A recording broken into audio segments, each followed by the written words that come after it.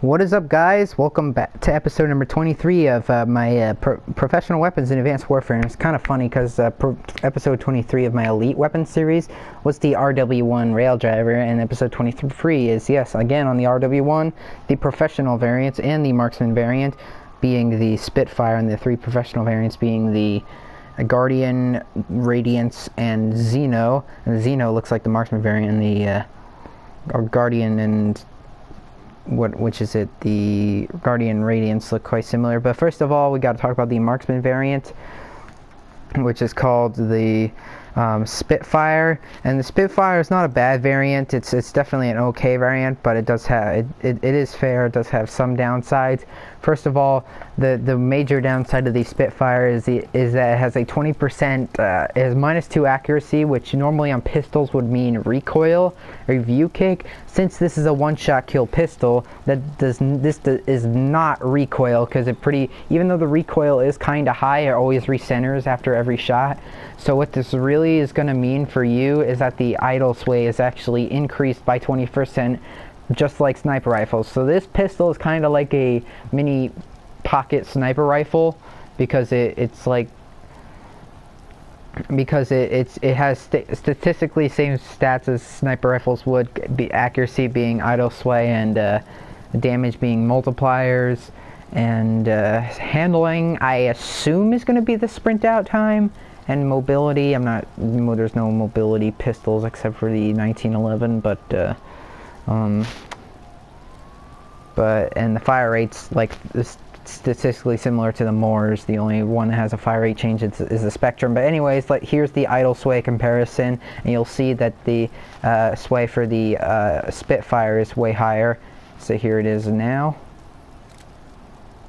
and you'll see that the Spitfire has on the top has more sway, not only in width but in speed as well. You'll definitely notice it, and there's no ballistic CPU to counteract this, so you're gonna unfortunately have to deal with the sway, and it can cause you to miss a few shots, which can be quite frustrating. So but overall, it's not the worst penalty ever, but it is a bit annoying.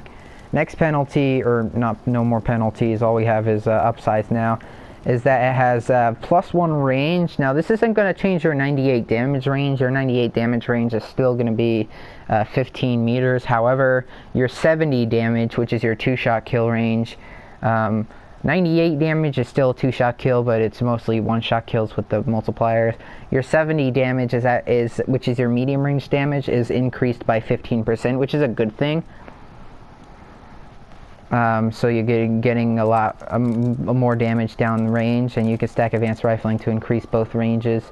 And one more thing with this, it says it has +1 handling. Since this is just like a sniper rifle pistol, you'd think, because it's a pistol, you'd think that this would change your hipfire spread. But I looked at it closely, and the hipfire may look tighter for the Spitfire. But then I tested out the sprint out times, and it feels like it's actually faster for the Spitfire than it is for the regular RW1. Here's the RW1 Spitfire, or normal RW1's sprint out time. And this is the Spitfire. It's a minor change, but I don't know why I feel this way. But it feels different to me. I don't know why. I can't. Maybe I'm just crazy, and that the pistol is actually good the way it is. But maybe it's just me.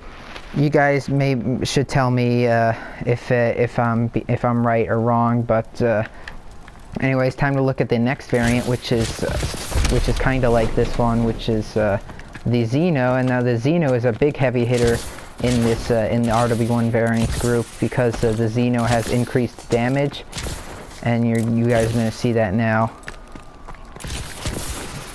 And this doesn't technically increase the damage, but what it does increase is the multipliers over range.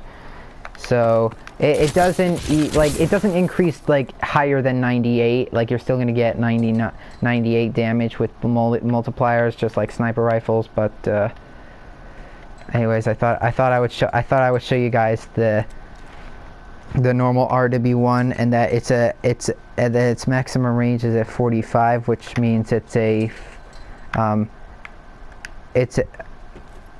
a 3-shot kill at its maximum range. I thought you guys should be able to see this. It's hard. You can miss a few times. I think I hit him in the head. I'm gonna do that again because I feel like I hit him in the head.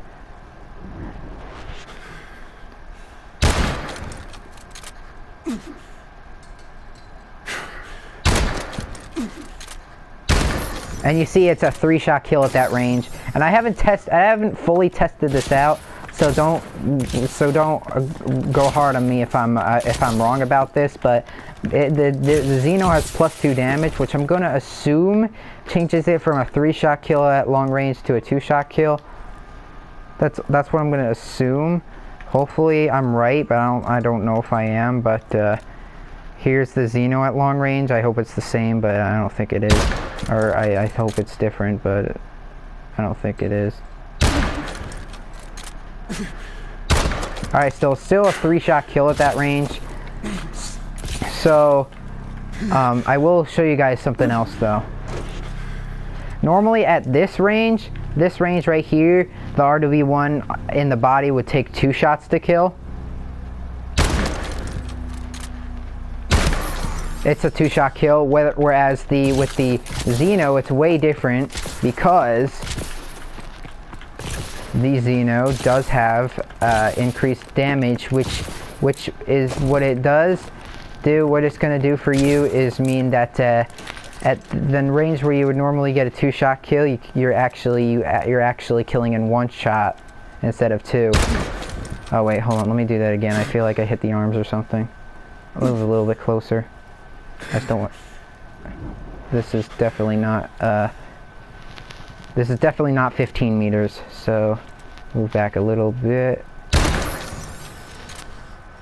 And you see that I did not get a headshot, so you'll see that at medium ranges, you can fight well with this thing at medium range, because medium range gunfights are going to be no problem for you. So that's what makes the Xeno so good. It does have 2 downsides, and they're the opposite of the Spitfire.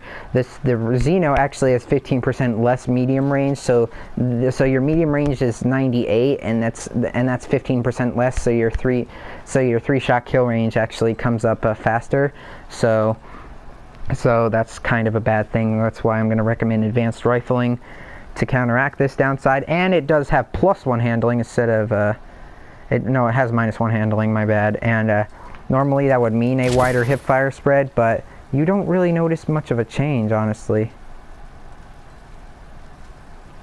Like, the hip fire on a 1-shot kill gun isn't really useful. So what this will mean, I assume, is the sprint out time.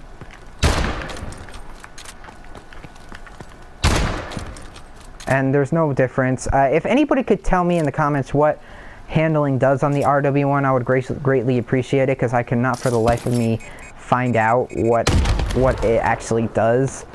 So I cannot find out. So next variant we're looking at is the Radiance. Now the Radiance is kind of a bad variant just because it has decreased damage. However, I do feel that the decreased damage is going to be at super long ranges. And I'll test this thing out now. So the Radiance has -1 damage, which you guys would know decreases the damage over range, because the normal RW1 damage profile is 98. So normally it would have taken 3 shots to kill, whereas this one...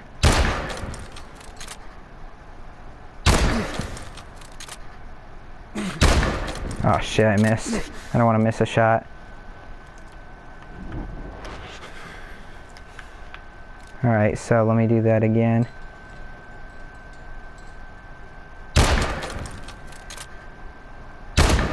Fuck. Let me recover.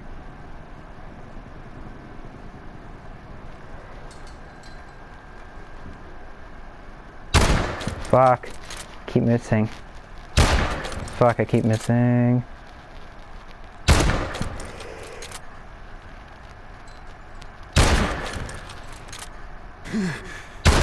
Fuck. Let me do this one more time. One more time. I feel that it's a 4-shot kill at long range. Is what this -1 damage might do. Fuck, fuck, fuck, fuck. Fuck. I keep missing. I'll try to move up closer.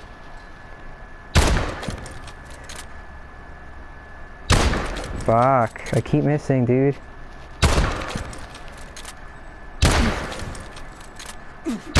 Alright, you guys get the idea.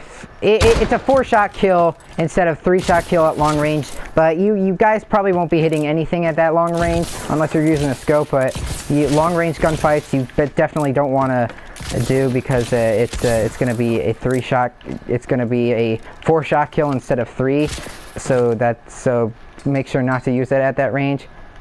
And it has one upside, and that's the fact that the sprint out time is decreased by I don't know how many milliseconds, but here's the normal one, and here's the Radiance. It feels faster actually. And last variant is going to be the Guardian, and the Guardian's kind of a simple variant. And the Radiance does have a built-in target enhancer, just so you guys know, and the Guardian does have a built-in RW1 scope, and I'm deciding to compare it to the original RW1 scope. So the RW1 Guardian does have reduced idle sway, which is a good thing actually. The normal this is the RW1 normal sway with a scope on it, and this is the sway with this is the Guardian sway. And you'll see that the Guardian sway looks much slower, which is a good thing because you'll be more accurate because it has +1 accuracy. And it does have a -1 handling, which is gonna probably mean a 10% slower sprint out time. And here's the Guardian. It's not really the best thing to have a slower sprint out time on the RW1 because you want to run and then kill somebody as quick as possible, but it's meant for a secondary weapon if that's what you guys are trying to use it for. But overall I wouldn't really worry about it. And overall these are good variants, but I still do not know what handling does on the RW1. And I correct me if I'm wrong with the Radiance, but I feel that that's what the decreased damage does to it. It makes it a 4-shot kill instead of 3. And just so you guys missed it, Spitfire is -2 accuracy, +1 range, and +1 handling. And it's statistically identical. The Guardian variant is statistically identical to the Typhoon variant, with the exception of a scope on it. So the Spitfire is -2 accuracy, +1 range, +1 handling. The Xeno is +2 damage, -1 range, -1 handling. The Radiance is -1 damage, +1 handling, and a target enhancer. And the Guardian, finally, +1 accuracy, -1 handling, and a RW1 scope. And the rating is obviously going to be Xeno at number 1, Spitfire at number 2. Extra range is nice. Radiance number, no, actually, Guardian at number 3. And Radiance at number 4. God, I'm so glad I got these unusual ones over with. And the next episode, rest of the series is probably going to be on easy episodes now, with the S12 shotgun being the next one. As you see, this has a built-in target enhancer, which means you can't put any other optics on. And that goes for the Guardian as well. You can't put any other optics on. So there you guys have it. The RW1 pistols. Kind of hard episode, honestly.